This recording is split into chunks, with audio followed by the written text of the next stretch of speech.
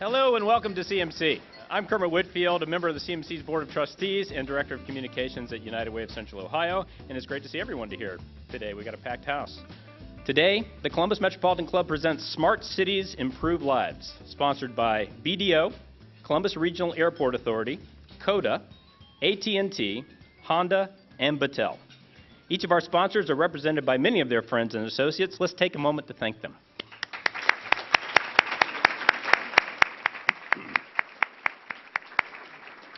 Now please help me welcome Michael Voinovich, a fellow CMC board member and Assurance Office Managing Partner at BDO, to introduce our forum and speakers.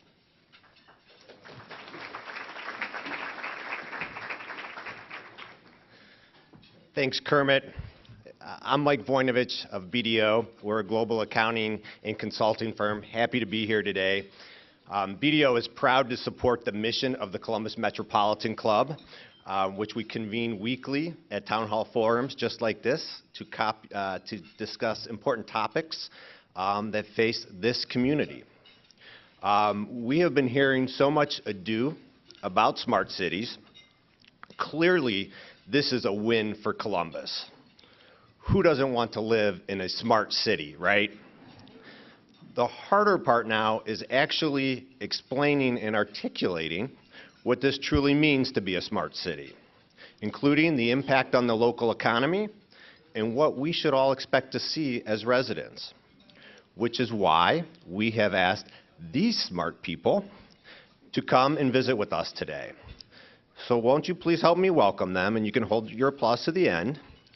Chief Innovation Officer for the City of Columbus, Michael Stevens, President and CEO of Workforce Development Board of Central Ohio, Lisa Patt-McDaniel, Chief Operating Officer of TRC Inc., Joanna Pinkerton, and the Monte Ahuja Endowed Dean's Chair, Executive Dean of Professional Colleges and Dean of College of Engineering at OSU, and our host today, David Williams.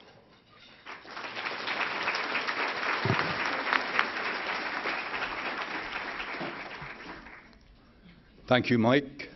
I'm looking forward to the conversation this afternoon. As you know, it's over a year now since the Department of Transportation and Paul Allen's Vulcan Foundation gave $50 million to Columbus as the winner of the competition amongst 77 mid-sized cities across the nation to be declared the Smart City. I'm delighted to be the dean of the smartest college in the smartest university in the smartest city in the nation. We intend to run the experiments to ensure that this is a success. And from my standpoint, the academic standpoint, I see the Smart City, Smart Columbus, as an opportunity for us to test the technologies and to work with the people whom we are trying to improve the lives of, to ensure that we put the best programs in place that can be replicated across the nation to transform the way that we move people around in this coming century. So from an engineering standpoint, this involves developing technology, it involves running experiments, it involves failing and failing grandly. And so I want to put out the idea that we are running an extraordinary experiment, and sometimes we learn more from the failures of our experiments than from the success. So I hope that we are indeed successful in this program over the next several years, and understand that not everything will work because it shouldn't.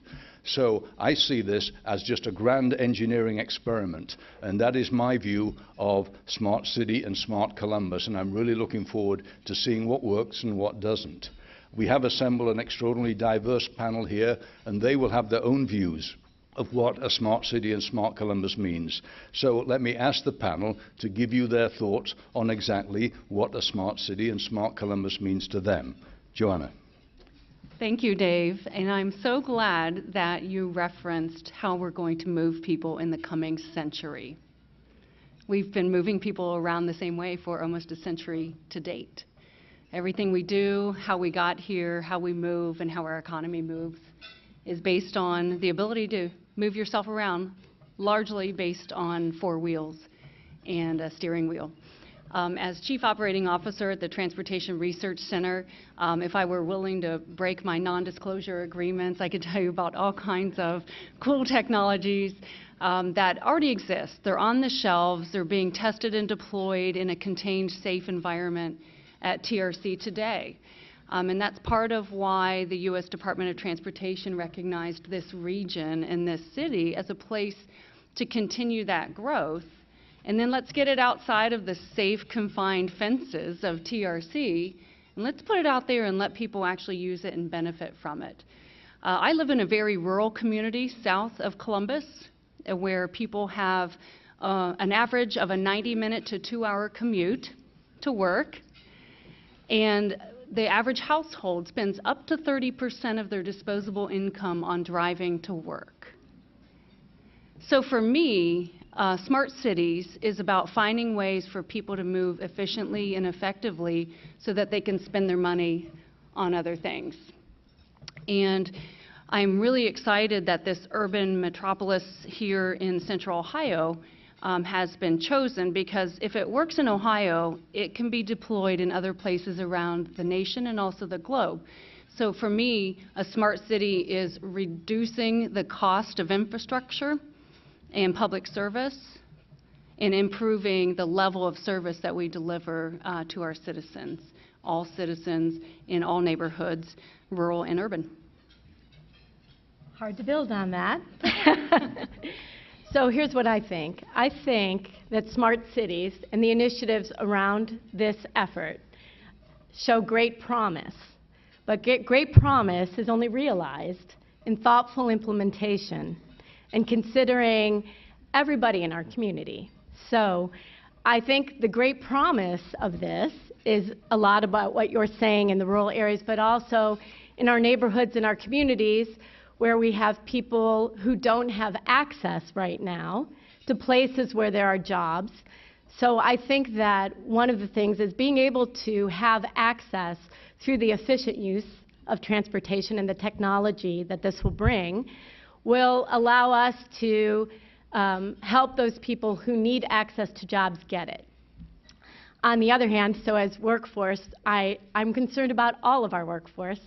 On the other end, people who already have lots of talent and skills, and where we have employers who need those skills, I think this is going to be a cool factor, obviously. It's going to attract people with those talents and skills here so that we can all prosper from their knowledge and the skill that they bring. So I know we've heard a lot about millennials. Yes, it'll attract the millennials. It'll attract me. I'm an X-Gen. Don't do the math. But, yeah, don't do the math, Mike. But also the iGen, those who are behind the millennials, who know nothing more than, they've always lived with the iPad. It's the 5-year-old who can take your smartphone and work it for you when you don't know what you're doing. You know, that's a future talent pipeline that we need to keep here. So I think that that is something that if we're thoughtfully implementing this, we'll be thinking ahead. And I'm hoping we don't have a lot of failure. I'm counting on a lot of success for this. And then thirdly, I know I'm here representing workforce, but I also have a background in development. And so the opportunity to redevelop communities and neighborhoods, as I said, that haven't had access to a lot of economic prosperity, I think will improve highly by our ability to move people around and our ability to have people live where they want to live, because they can have access to other places easily, cheaply, quickly. So those are the things that I think I'm really looking forward to, because I do believe we're going to see a lot of success in this. Mike? Wow. That's tough to follow. I wish I brought my 40-slide presentation with all the technical details. Not that I'd be able to explain it to you. For me, what brought me back to Columbus in March and the idea about the smart city and the efforts that we're doing at Smart Columbus was the partnerships we have. I get to go to work every day, and I'm working with the Columbus Partnership and the private sector leadership, as well as CODA. AEP has made a significant contribution to what we're trying to accomplish. Battelle has been a significant partner through the application process to what we're trying to do now in delivering on the grant application. Obviously, the Ohio State University is critical to what we're doing and the discussions that we're having to make sure that we're forward-thinking and we're delivering on what possibilities technically we can do on an intelligent transportation system.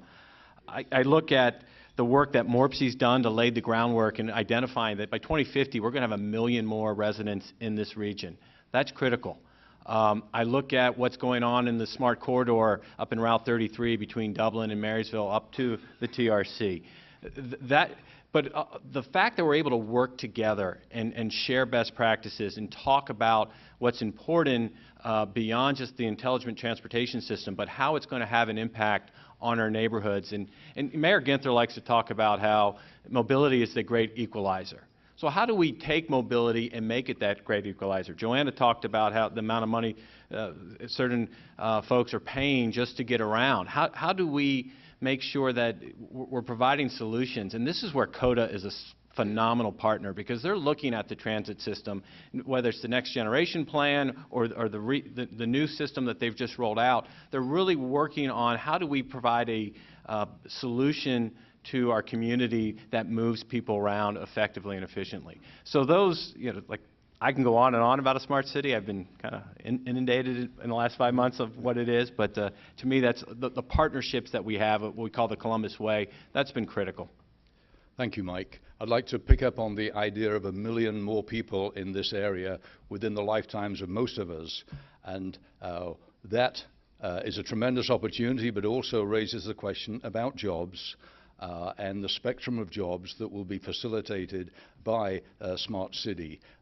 We in the higher education field view ourselves as the providers of the workforce over a whole range of different areas. So we're excited about opportunities for our students.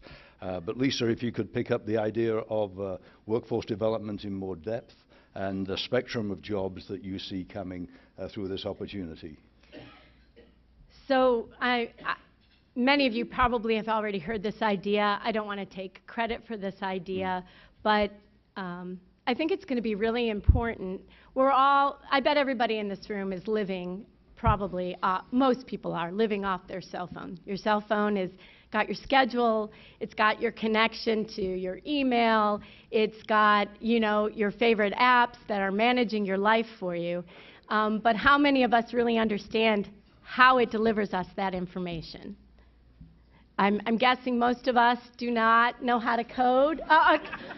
Okay, except for Joanna. She does. That's her job. But most of us probably do not understand what's behind that. And the jobs that are going to be related to the implementation of the technology are going to require a lot more knowledge. And I would assert, and this has been asserted before here in this region, that we need to start thinking about coding as a second language in school. And there's access to coding online that you can learn it. I keep saying I'm going to do that, and when I have 5 minutes, I'll start.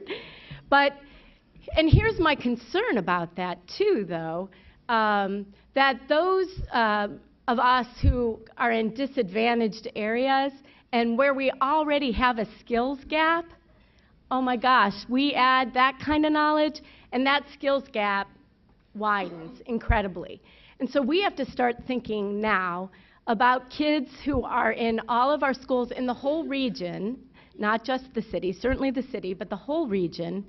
And we need to start addressing that now so we don't have young adults coming into the workforce with that skills gap, not knowing the basics of how technology works, how it programs, basic things which by then, a cell phone is as common to you as, your fork and spoon in the morning, to all the other things that are going to be built on top of the technology. Because what gets developed through this, right, through transportation, will have transferable effects to other things, because that's how it's worked. And if you think about how fast technology has, what you were doing in 1987 with your desktop to what you're carrying around in your hand or your purse, that's only going to happen so much faster. And so our workforce has to be prepared and understand how that works. Everybody's afraid that robots are going to take over our jobs. Robots and automation, that's going to happen, and it should improve our quality of life. But there'll be other jobs that we haven't even thought of yet, but they're probably going to be technology-based in some way, shape, or form. So I would say that this is going to have, like I said, great promise, but only fulfilled with thoughtful implementation. That's going to be my new mantra.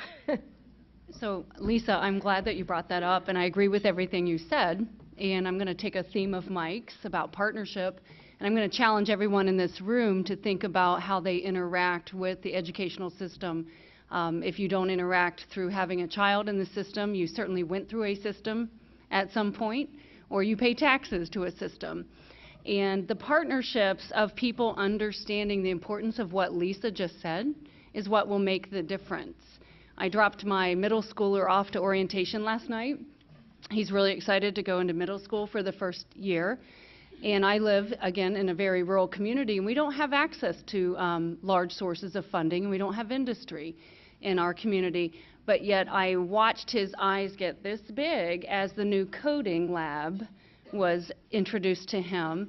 I helped write a grant for our local school system. We were awarded a very small amount of dollars, opened a coding lab, so when you go into 6th grade, you will be doing coding. And then Google found out about a week ago and doubled the amount of money coming into our school just in random location, Ohio, and said, we want that class to be twice as large. And immediately I thought, why aren't all of the students taking this class just like they have to take language arts and learn grammar? Because they may need this to figure out how to troubleshoot their vehicle or how to get on the Hyperloop when they are 19 years old. So that didn't happen because we have whole-scale policy changes yet. Those are down the road a ways once we figure out the technology and what policies to change.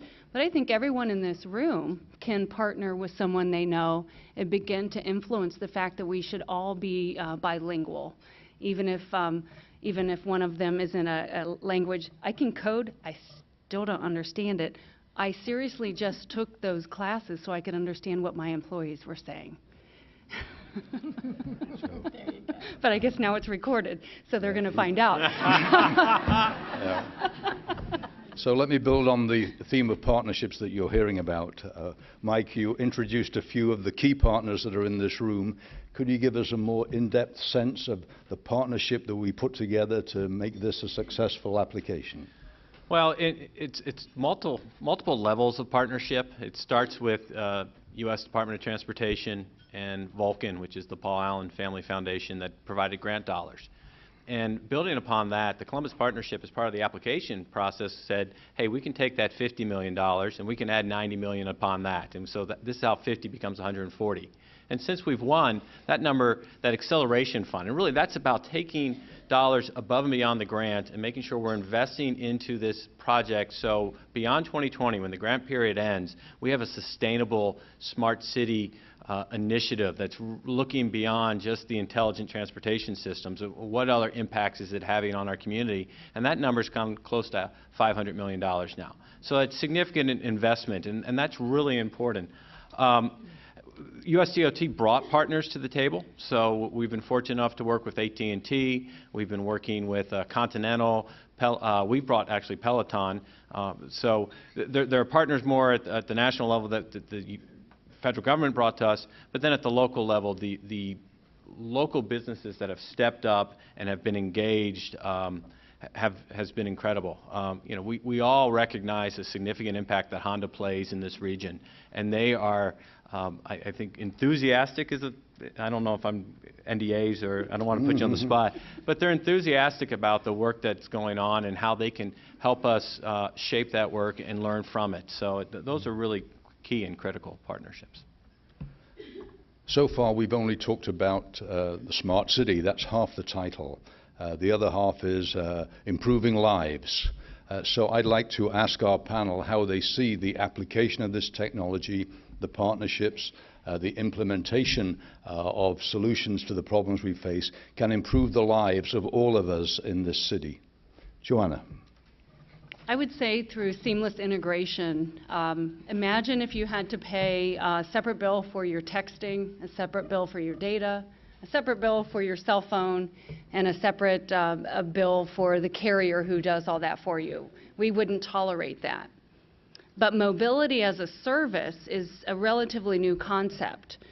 And that is the concept of where we're moving to, which is I wouldn't pay for a car or a bus or a plane or a bike. I want to go from A to B, and I want there to be an integrated system that gets me there. And if you think that that sounds like sci-fi, think about the millennials and the, what did you call them? The I generation. Okay, I'm glad I I heard don't that have any the other I day. gens. Yeah. Mine are all millennials.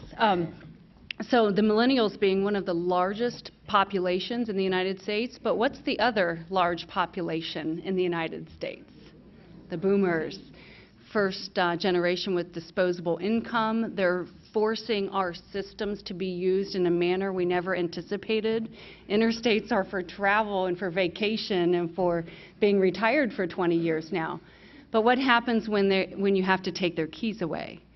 And if you've ever been through that before, it is a very, very difficult process because the quality of life of everyone involved declines significantly. So think about if I didn't have to worry about getting a parent to a doctor's office, or in a community that has a largely retired population, churches wouldn't have to shut down, groceries don't feel the impact because personal mobility devices that are available on demand keep you moving. You can tap an app to get a vehicle to you now, but what if you tap that app and whatever you needed for your body got you to where you needed to be? I think that's the impact on people's lives. So there won't be people who think, I can't get there because I live in the wrong neighborhood, or I can't get there because I'm in a wheelchair, or I can't get there because I'm no longer allowed to drive. They'll just say, I'm going to get there, and the system works for me. I mean, the great thing about that, too, and I've talked from the individual's perspective, but also from employers' perspective, you know, if I'm living in the hilltop and I want to work in Gahanna, you know, right now, because there's a job I really want there, and if there's an employer who says, wow, you know, we need people with X, and we know there's people with X over here, they'll be able to get there. And it won't be, you know, 3 hours on a bus or having to pay a taxi, or even, you know, Uber's not that cheap if you're going that far. But we'll be able to, this integrated system will mean that people can have aspirations and fulfill them and remain where they're living. I mean, to me, that's a great, you know, I live in Dublin, I get to work downtown, I've always worked around downtown, love that. I can do that because I've got the income, I've got the Honda car, I've got, you know, I have the ability to do that, and I have the skills for the job I have, but lots of people don't.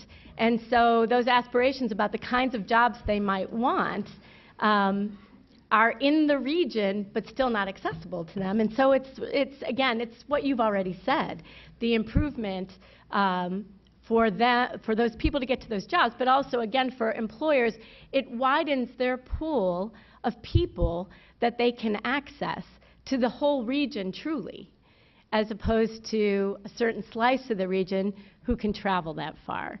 And the other thing, too, is, I mean, along what you're saying about people like boomers, seniors, but just pretty much anybody who may not have access to proper health care, to good schools, to healthy food.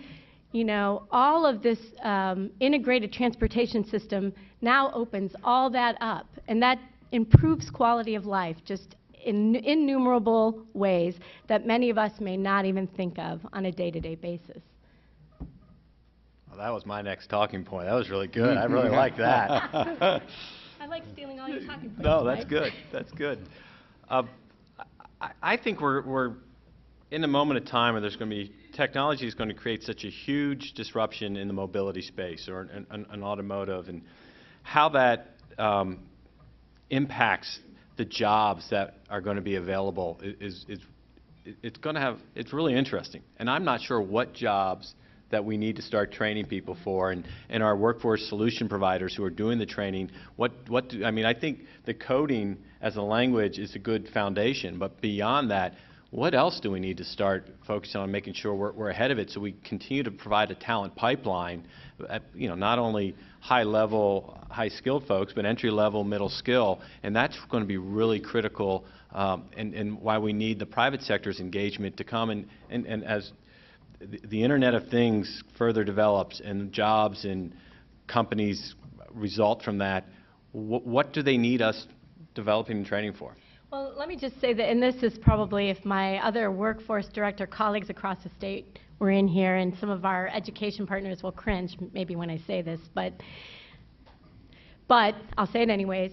So here's the thing. I think that regardless of what those jobs are that we do not know, let's just focus on coding as a minute. Coding teaches you critical thinking, logic, problem solving, thinking ahead, all of those, regardless of what jobs get invented in the future, if I can do all those things, I'll be able to figure out how to do that job. And so, I think that if we educate ourselves, because it's lifelong learning, it's not just children, we all have to be in the business of lifelong learning. But if we're learning those skills, we should be able to do almost any job that gets presented to us. It's not true in every case, but that's my philosophy. And back to what you said about making sure you have access to health care and child care, right. Even if you have those skills, and that's where, we talk about ladders of opportunities as being part of Smart Columbus. You need to be able, you need to keep your health and get quality health care to attend your job. You need to be able to find child care. You need to be able to eat healthy to be productive and that end goal of the job. So there's a lot in our neighborhoods that we're working for to make sure that those, because when we put the application together as part of the Smart City Challenge, what differentiated Columbus was the fact that besides the solutions to the intelligent transportation system that we can deliver on, it's what happens because we have improved mobility, and how do we improve our neighborhoods and provide those ladders of opportunity. So that's so critical. This award has brought extraordinary visibility to Columbus. At the university, we've received many accolades from around the nation, except for UT Austin that said, wait a minute, we're the smart city. So get over it. Right? I would like to let you know that within Ohio State, Carla Balo, our AVP for Mobility Research Business Development, former VP Research at Nissan, has been leading our contribution to the Smart City effort. She's on a plane to Calgary. She was in Barcelona a couple of weeks ago. She is visiting the smart cities of the world, taking Columbus there because they are asking us to show up. I would like to ask the panel to tell us more about their relationships, their partnerships, and the visibility they're getting outside of the Central Ohio region. Joanna. Well, a little known fact about Ohio State and TRC is we have partnerships with more than 1,000 companies right now. Every automaker in the world, with the exception of 2 in China, are doing work at TRC or with Ohio State labs and students and faculty. So that was always a steady state thing. That work is there and you can rely on it. And in the last 24 months, as we have begun to talk more openly about the fact that we can research, test, develop, and now deploy these solutions, the increase, I see someone in the audience, I know I owe you a flyer, because a company has said, well, we've already done all of these things with Ohio State, but how can we get into this space? So them coming to Ohio, opening up new mobile labs. We have buildings that we're constructing as part of a capital campaign at TRC. I have one that's not even done, and I had to kick some of my staff out of it because I now have 3 people who want to lease that space from that state up north. So them coming here and bringing their skill sets and spinning out labs is a big impact that we're seeing. But my background is infrastructure, and I've not yet seen county engineers, city engineers, departments of transportation, and the people responsible for some of the most expensive assets in our nation come together and talk about, wow, could this fix the problem I have, which is not enough revenue and too much to do? If the cars are not creating accidents, do I need guardrail?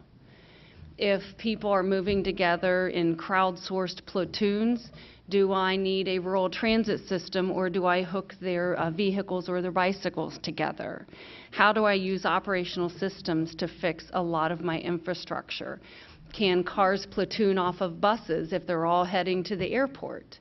There are so many options that we don't know about yet, but yet people that I've never seen work together before, especially in the infrastructure side, really get it, and they're all coming together pretty much in a bipartisan way, which is really unusual to work on these solutions together.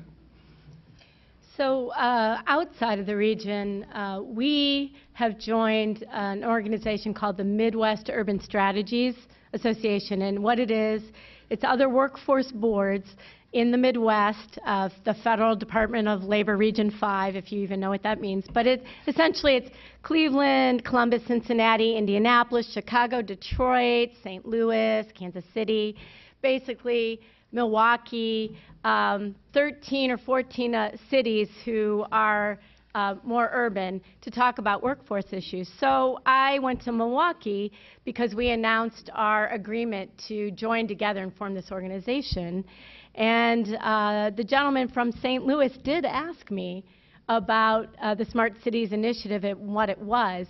And we had started to have this conversation with a few of us about what would that mean? Do we even have a role in it? And so I had to explain to them what I thought our role was going to be in it. So we're getting interest slowly, but I was surprised actually that he asked me about it because I wasn't sure, you know, in my space how many people really pay attention to that kind of thing. But I think though, so it came out that perhaps when we get together, I could talk a little bit more about it to the whole group as kind of in a presentation. And because they're very intrigued to see how we are going to operate within the space.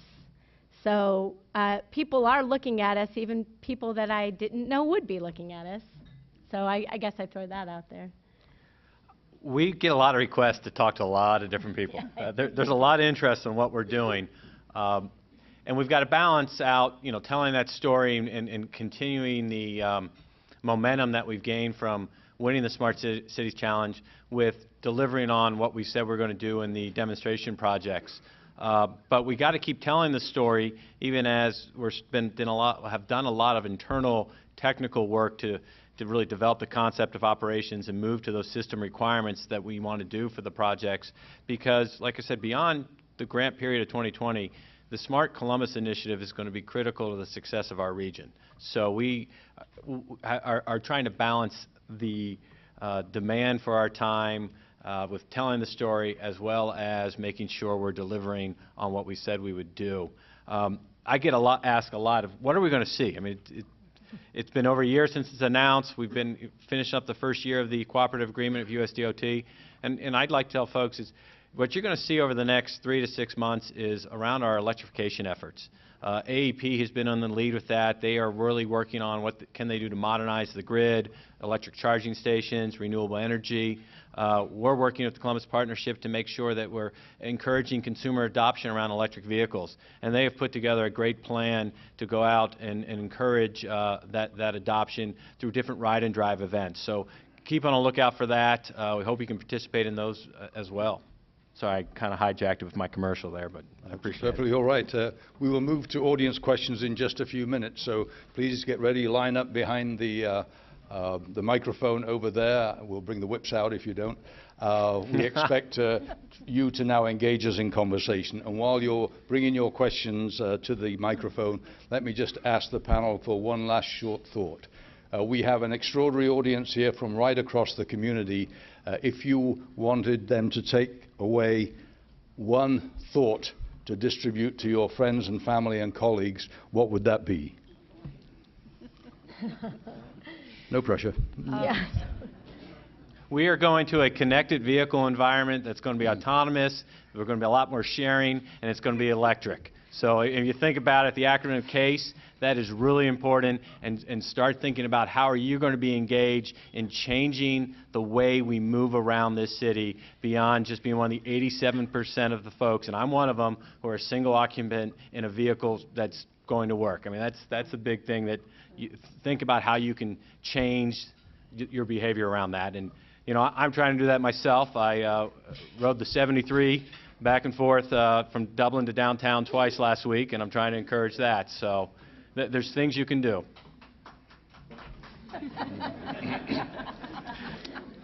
That was pretty meager applause. Let's see if you can do better, Lisa. I think the one thing that I'd want everybody to take back is, I mean, we're talking about what we think is going to happen. That doesn't mean we know what is going to happen, right? And so it's in the collective impact of everybody in this room to start to think about how we can make use of what we've got and how we can improve the quality of life for everybody, not just a certain few. And I think in that collective thought process and collective brain power, I guess, is where we'll make the collective impact, so that when we raise some boats, we lift all boats with this. And it's a great opportunity. And you can just repeat my mantra. Promise is great, but it's only realized in thoughtful implementation. And so we've all got to be part of that thoughtful implementation and who it affects and how it raises everybody. Yeah, nobody clap for me. I love it. Okay, we'll clap. Okay, you'll clap for me? Joanna, yes. Okay, I've got two guaranteed, well, one guaranteed clapper. I think Mike was writing, but I'll buy his vote right now. Mike is right. Thank you.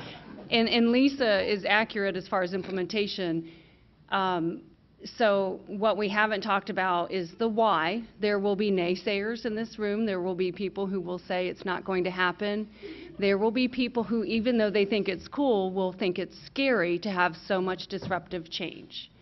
Well, what is life? Life is changed. Adapting to that change is critical. And Lisa mentioned the cell phone. We didn't think we would have lives beyond a desktop. We didn't think we'd have lives beyond horse and buggy. We didn't think we'd have lives beyond cars. And the top 5 automakers in the world, when they talk to us, they say they are mobility companies because they are working on mobility as a service so that they can be in business for another 100 years. So if you think it's not going to happen, you need to listen to Mike. It will happen. It will happen at different degrees, but you need to learn how it can improve your life. So think about the why. We have the highest number of fatalities we've had in this nation in decades. We need to stop killing ourselves in cars. We have people who cannot access things because they don't have mobility. We need to change that paradigm. So we need safety, we need access, and we need to worry about our environment. We have people who've never smoked a day in their lives with lung cancer. So we have to reduce emissions. So the reasons these things are being done are being driven by very, very serious societal needs. Safety and economy and access. So get over the why and think about how it might impact you and find a way to convince yourself and your neighbors. I guess be advocates for this. Thank you, Joanna. It is CMC's tradition to take audience questions, and thank you to those of you who've lined up over there. Please state your name, ask your question, and in consideration to everyone, please stick to questions rather than editorial comments. First question, please. Good afternoon. I'm Kathy Fox with the Pizzuti Companies. And I wanted to follow up on something Joanna talked about with the seamless integration of technology and changing the idea of each individual mode of transportation, and looking at it as a system. And I'm wondering if we can take that idea and apply it to workforce development. It is a bigger challenge, I think, but I think it's so critical because we have so many people working on different pieces and parts, but they don't appear to be an integrated system. So I'd like to hear some comments about that possibility. While Lisa Patt-McDaniel thinks, because I think she's best to answer that question, I'd like to also respond with not only workforce development, but Medicare, Medicaid, so systems that operate because people have to move. So to even get to the doctor's appointment or to get to the training, the answer is yes. I think that will take a significant policy shift that you could probably speak to. Yeah, well, and you know, one of the things I was sitting here thinking that I really didn't mention, I talked about jobs, but to get to the actual education and training places, right, where people currently can't even access that to gain skills, to get jobs, I think that all this integration of mobility, again, will help people access the services they need to get the skills that they need and then to find the job that fits those skills. So I also think, you know, it's the Workforce Development Board does not do or provide workforce services alone. We have partners, and our partners are all over the city, and some people don't even know they're our partners yet, but they will soon. So, you know, making it so that where I live doesn't determine what kind of training skills or assistance I can get is going to probably be a byproduct of an integrated transportation system, mobility system. I'm not sure if I'm getting at what it is you want to know, Kathy, but I mean... Yeah. I want to take it beyond transportation. Transportation's part of it, but as a system, our education and workforce development are not a system. They are in many ways separate pieces, and I don't know that we're looking at the outputs that we need in the future economy when we look at who's going to go to kindergarten and what are they going to learn and how are they going to get there. Right. Okay. So from that perspective, yes, we already, even as a board, are somewhat integrated. We have providers. We have Columbus State is on my board. We are wanting to work together and create kind of that net so that we're all leveraging our knowledge about what's going to be needed so that when we go back to starting in kindergarten, we don't want to be a remedial system. And in some ways, oftentimes we are. And so as a board, and I have members of my board over there so they can stand up and say, no, if this isn't correct. But I think as a board, what we want to do is we want to pull all the pieces, education, meaning elementary school, and gosh, even child care and pre-K, because a lot happens there before someone even gets into school. And then what happens once you graduate with the various ways you can graduate now from high school, what kind of post-secondary credentials should we be pushing people towards? You know, what is the skill gain? My whole movement with wanting people to learn coding in grade school, that's not something we provide directly. That's something we have to influence our partners to provide. Thank you, Lisa. Thank you, Kathy. Next question, please. Fred Unedum, and many exciting prospects here. Lisa had touched upon this. My concern, though, in speaking about thoughtful, Mike had spoken just a bit about neighborhoods. And so my question is, what do the neighborhoods look like? Because it brings to mind from the 50s of the Robert Moses proposal to crisscross the 5 boroughs with the freeways Jane Jacobs had led the fight against. So but she's talking about the walkability, the inclusion of the neighborhoods, and so on. So with this transportation, what are our neighborhoods going to look like? Are we just passing by and passing through, or do they still have a strong focus within themselves?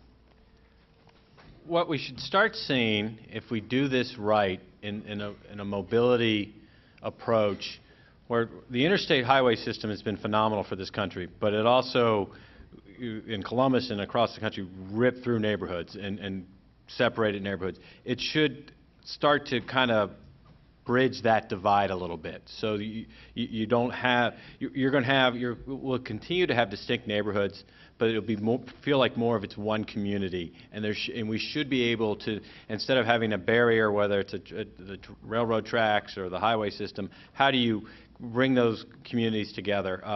That's going to be the real challenge. But that's when we talk about mobility being an equalizer. That's how you have the opportunity to utilize the systems that are in place, and then what new systems do we need to put in place to move people around? And it's not just dependent on the freeways and the highways that we built. Thank you, Mike. Next question. Yes, Phil Sorrentino, humor consultant. When you talk about smart, you talk about your mind. But as beings, we have hearts and souls. Is there anything within your initiatives that you're addressing those issues? Would you like me to take this one? Yeah. Okay. So the question was about the heart and the soul, and so that's a real challenge that you might not think about. But I am an engineer by trade, but I'm an engineer who has speaking skills, and for the record, I want to say I work with a lot of them at the city. They're very talented. So. My staff will appreciate that. They know what I mean. Yes, there is quite a bit of research going on, and it's called Morel Algorithms. And Morel Algorithms are how do we make the decisions to program the machines to do things for us so that it's done right. Because artificial intelligence doesn't work well for us if it's not making decisions that are in keeping with what we as a society would want to happen. And there are designs of experiment that actually talk about how does it make a decision whether to not run over a cat or whether to divert and accidentally hit someone on a sidewalk. And those are very functional, but how does the artificial intelligence decide that people were being delayed and we're constantly missing this one person that gets off the bus and needs a last mile solution?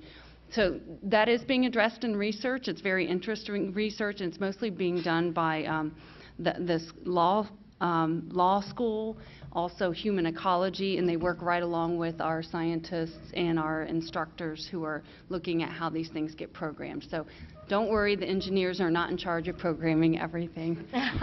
Well, and I would just also add really quickly is that we're talking about people having aspirations and being able to reach them, and that's all about heart and soul. You know, if I'm stuck in my neighborhood and I have no access to jobs, to health care, to food, to good child care, I can't develop myself as a whole person. But if I do, then I can. And that's all about heart and soul, besides just using your brain. And when I talk to the elected leadership at the city, whether it's mayor, members of city council, they're really interested on how, because technology's changing. How are we going to make sure that the change in technology doesn't create a greater economic disparity? How do we use that to grow the middle class and shrink that economic disparity gap? And that's really that's something I think about every day on working on this, and it's a real concern. So I think there is a lot of heart and soul in our efforts. Even engineers have soul, right? Given the constraints of time and your busy days, this will be the last question. My apologies to others in the line. The panel will stay on afterwards if you wish to come and speak to us. Last question, please. Thank you. I'm Erin Gerbeck with Measurement Resources Company. I wanted to follow up on something you mentioned briefly, Mike, about that Columbus was more competitive for this award because of the ability to detail how it will improve lives, but we didn't really talk much specifically about that. I'm just curious, what is the plan for evaluating and understanding how it truly improves lives, and when are those outcomes expected to be achieved? I'm glad we saved that question for last. So my point was, we recognize there are, specifically, part of our application, we called out the Linden neighborhood and talked about, that first mile, last mile solution. So some of the projects we're working on is there a multimodal trip planning application that we can put in place? Is there a way that we can also have a common payment system so you can, on that multimodal trip, you make one payment? We are working now through the technical side of that to understand how do we do that. Will we have it completely worked out by the end of 2020? We'll have a good test case in place, and I've talked about our partners. Central Ohio Transit Authority is critical in that, and what they're already doing on their payment system. How do we integrate that and utilize that? Part of the process now we're working through are the performance measurements, and so we can then report that back. So that is still being determined. I'm being given the signal for one more question. So next questioner, please. Dean Williams, members of the panel, congratulations. This is a wonderful signature for the city. And I think it's wonderful that you've educated us so much about the non-traditional. So I'm Frank Reed. I'm a lawyer at Frost Brown Todd. I'm privileged to represent the traditional infrastructure. So I'm special counsel to the Columbus Regional Airport Authority, COTA, and ODOT, all of whom are doing wonderful things. But the things that you've all talked about are things that we don't think about in traditional infrastructure.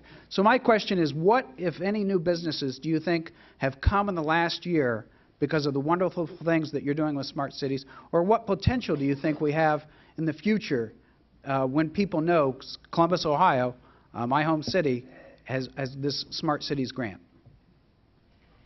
We're seeing a divergence, or I mean, a concurrence between what used to be the IT industry that was just software based, getting more into the hardware space. And I'll tell you, it's not a perfect marriage. You've got these old American stalwarts who know how to make things, and then you've got these startups that know how to get things out and make fast cash. And we're seeing quite an emergence in the middle where there is need for rapid prototyping and 3D printing and getting things to pre-production prototyping very rapidly. So when I mentioned we have 3 new companies that just need some small incubation space of about 15 people at TRC, we're seeing that happen pretty rapidly, where software meets hardware, and all of a sudden we're trying to build something we've never built before.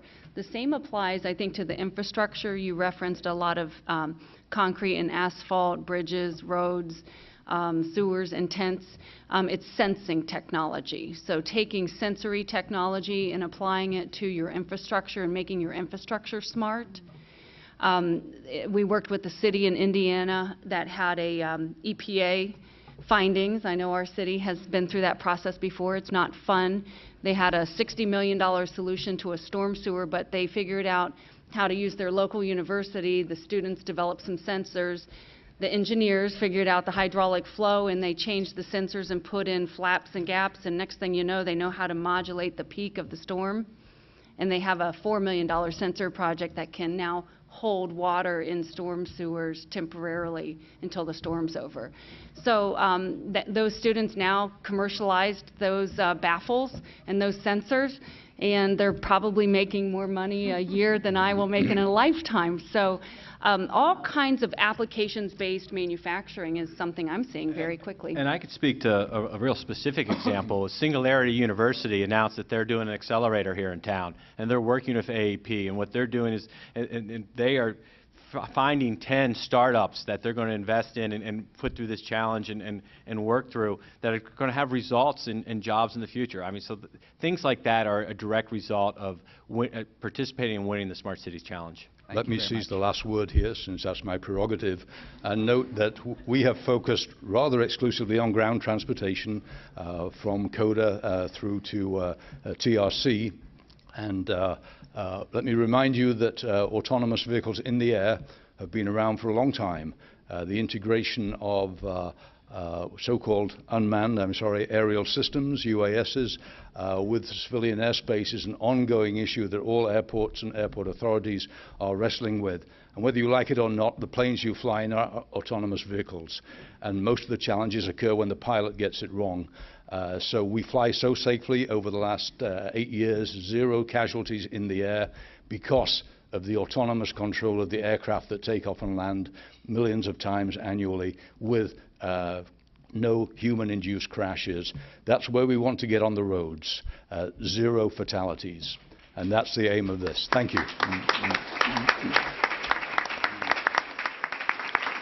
Thank you. Thank you. I hope you enjoyed today's forum. You can view and share today's forum and all of our forums on CTV Columbus Television, on WOSU and PBS affiliates statewide through the Ohio channel, and anytime on CMC's website via YouTube. And remember to register for the most fun you ever had at an annual meeting online. Let's thank all of our sponsors: BDO, Columbus Regional Airport Authority, CODA, AT&T, Honda, and Battelle. And of course, our speakers, Mike Stevens, Lisa Patt-McDaniel, Joanna Pinkerton, and David B. Williams. And thanks to all of you for being here. See you next week.